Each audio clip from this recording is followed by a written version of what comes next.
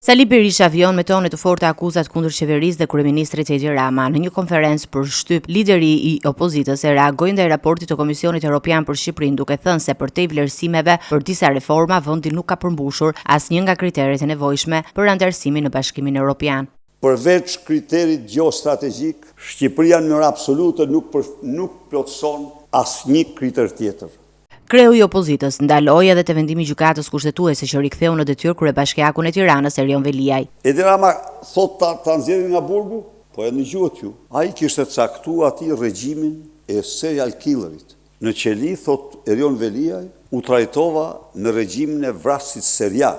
Tani unë nuk duhet hy në enigma, po këtu tek ju kam deklaruar, ju kam informuar publikun dhe ju, se rreth 2 ose 3 javë më parë, në ora 11 të natës, Erion Veliaj e la qelin, dhe kjo është 100% e sigurt. Variantet se ku shkojnë janë të ndryshme, për asnjërin prej tyre nuk mund të them se cili është.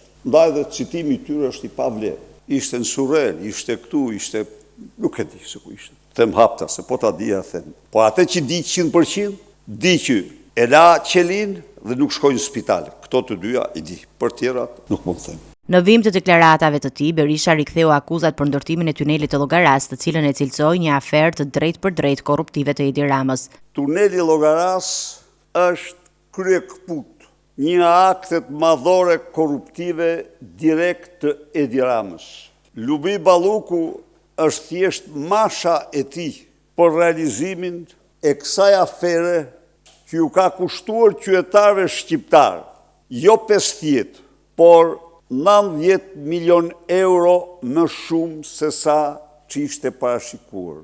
Ne do organizojmë protesta dhe shumë të fuqishme dhe hajduti më i madh i shqiptarëve nuk do ndahet kurrë, qytetarët do ndahen kurrë gjersa të japin vendin që meriton. Fillon dimri, historia e dimrit me Edi Ramën. Do të ketë një dimër të fortë, edhe ne do ja bëjmë edhe më të fortë. Berisha komentoi gjithashtu edhe kontratën prej 1.4 milion euro me strategun amerikan të fushatës Chris Lasivita, duke theksuar se Partia Demokratike ka raportuar të gjitha shpenzimet sipas ligjit. A ka shaka më të madhe se jo? Mirë ata që mund të kenë raportuar kështu, po ju duhet të qeshni nga kjo. Do shkojmë, do ngarkoj një njeri, bashkë me ju të shkoni. Unë të garantoj që pa të paktën 5 milion lubia në firë nuk është nda. Vetëm lubia. Por ka i gjë, ne raportojmë shifrat vërteta, ata mashtrojnë, se i kanë të tyre. Ka gjë më të turpshme se kjo. Në fund fjalës së tij, kreu i Partisë Demokratike nderoi me 1 minutë heshtje ndarjen nga jeta të ish zëvendës presidentit amerikan Dick Cheney, duke e cilësuar një mik të madh të shqiptarëve dhe mbështetës të vendosur të pavarësisë së Kosovës.